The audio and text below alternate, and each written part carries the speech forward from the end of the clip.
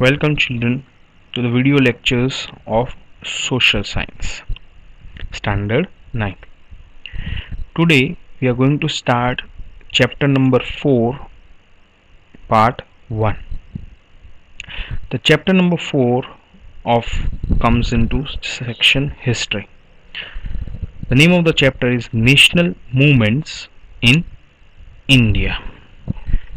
National Movements in India. We have already studied about some of the national movements of India into our standard 8. We'll be studying into this about the national movements into this particular area into detail. Right. So let us start the chapter. Introduction. During their stay in India, Britishers became familiar with the political condition of India. We know about this. Britishers came to India as traders, but slowly they started include themselves into politics of India, and slowly they became rulers of India. Now, why they became rulers of India? That possibly your teacher might have told you in standard 8, because it was beneficial for them to trade. Okay, they were basically traders and wanted to earn money, but they thought that if we become rulers, if we get included into the politics, it will be easier for us to include policies that we like, and that's why they included themselves into the politics of the country. The British East India Company took advantage of the political disputes or internal weakness of India, and 1757 AD, after creeping into Bengal to revolt 1875. Okay, we know about British East India Company. The British East India Company was the company that was ruling into India till revolt of 1857. Okay, it took advantage of the political disputes. There was a lot of dispute, there were a lot of problems between the kingdoms, and the British took advantage of it. It established its supremacy over India in its 100 years rule. Say, in just 100 years rule, it became the one of the supreme authorities into India. In order to maintain this supremacy, the English gradually developed a strong administrative structure. Say, as they want to become a supreme authority, they developed a strong administrative structure in the country. Okay, they established a system to rule the country. Okay, because they knew that as they were very less in number, so if they will start doing or taking steps that were not good for them, then they will be easily thrown out of the country. That's why they developed a system which would help them to rule a country in a better way. Through this administrative structure, common laws, see, some of the laws also are implemented. Common administration and a legal system according to the British system came into existence. Okay, so what did they bring as they became the rulers? They brought an administrative structure. Okay, second, they brought some of the laws also. They brought a common administration and legal system, judiciary system into India, which was not existing till then. Yet the English resided in India, establishing such laws and administration that England would got benefit. See, as I already told you, the English means the Britisher established such kind of laws that were beneficial for them. Okay, that was benefited for England would get more benefit. That was benefited for England more rather than India. At the cost of India, they made England prosperous and exploited India the most. What did they do? At the cost of India, they exploited India to the maximum, and they made England a prosperous country. Okay, as they were ultimately traders, so they would think about the profit, and they did that without any kind of shame. The next topic is the Great National Uprising in 1857, which is also known as the Revolt of 1857, the first revolt of independence also. Some of the factors you have already studied about this into your standard 8, so I won't go very deep into it, but we'll also tell some of the important facts related to it.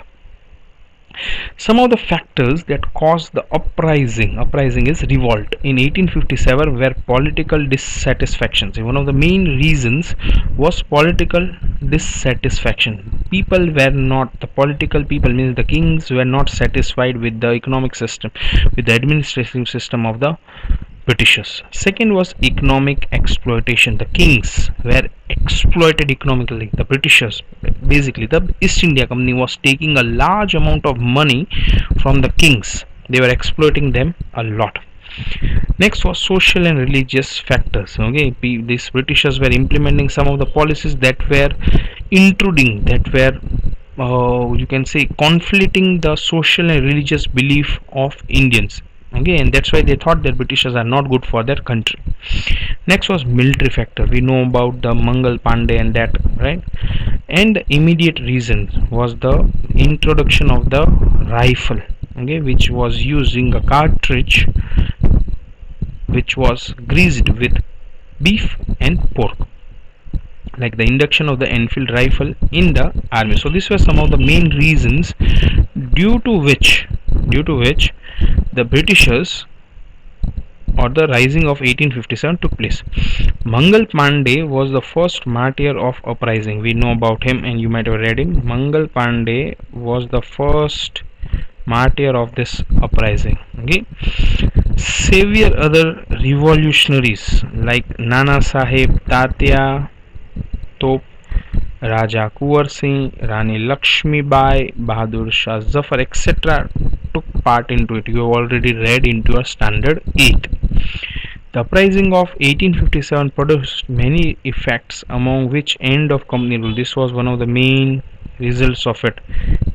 End of the company rule. Okay, as I told you, the British East India Company ruled till 1857. As this particular rule took place, the Queen of England understood that it was not easy to rule India if the company was ruling in this particular manner, and that's why after the revolt of 1857 the rule of India was taken away by the Queen, the crown, and after 1857 England was directly ruling over India, and the rule of British crown, that is rule of Queen Victoria, changed the administrative, say as the Queen started ruling, it changed the administrative, military, social, religious, politics and some of the other rules that were implemented into India.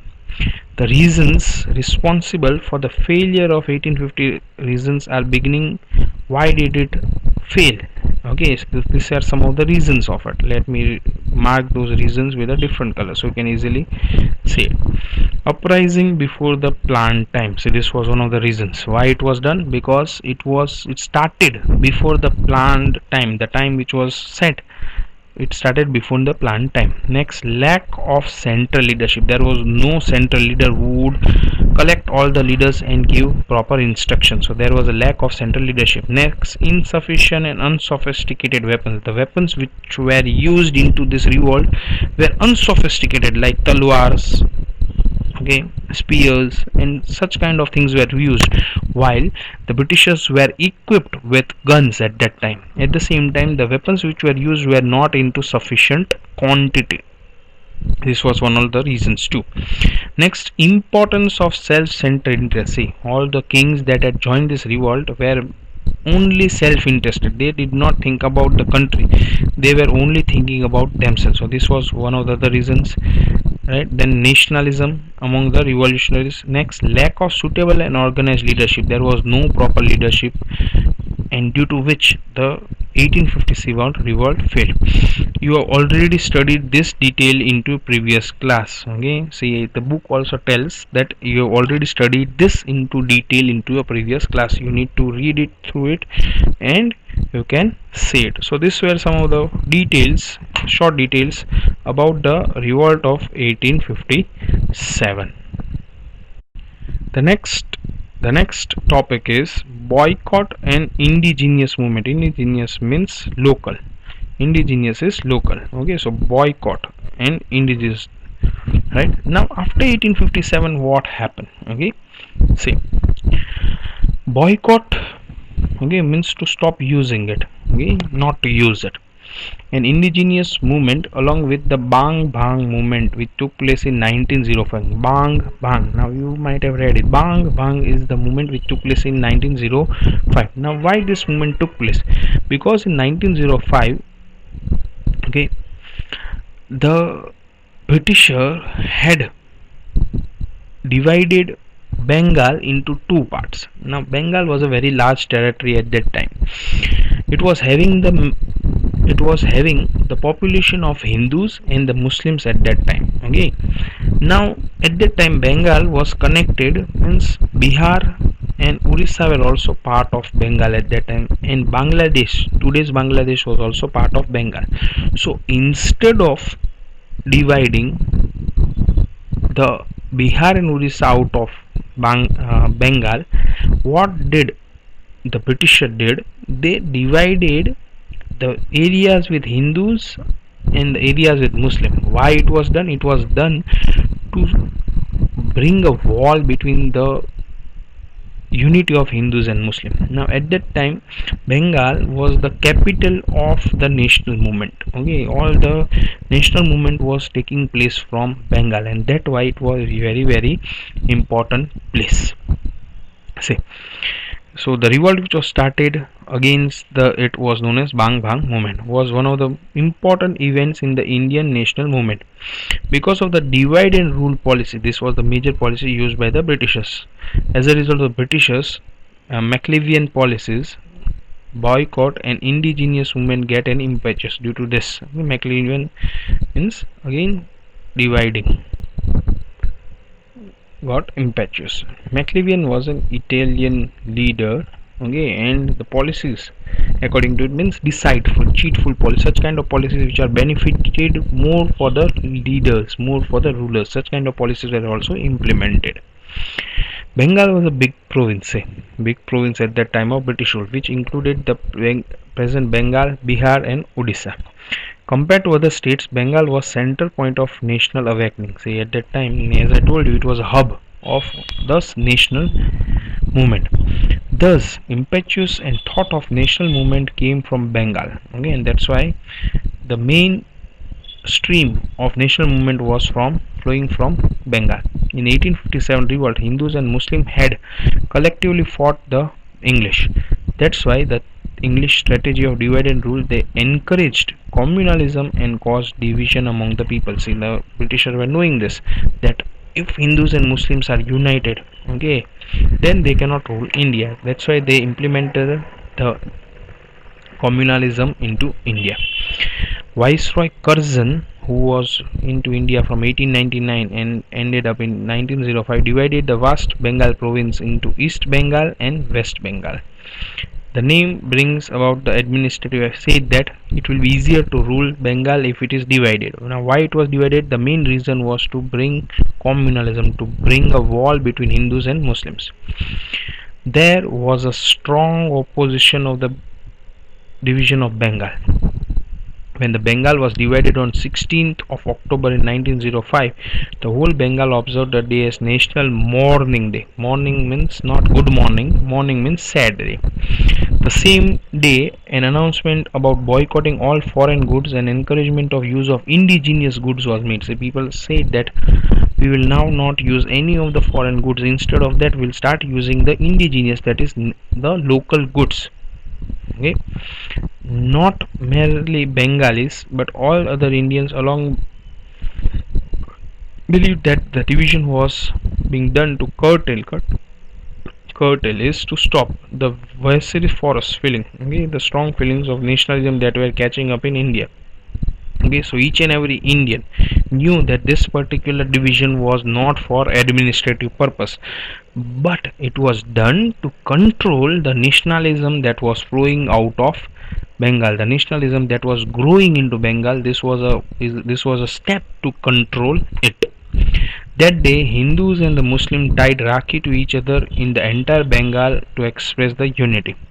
The movement had three major characteristics. One, adopt indigenous products, means use Swadeshi goods. Second, boycott foreign goods. Okay, boycott foreign goods.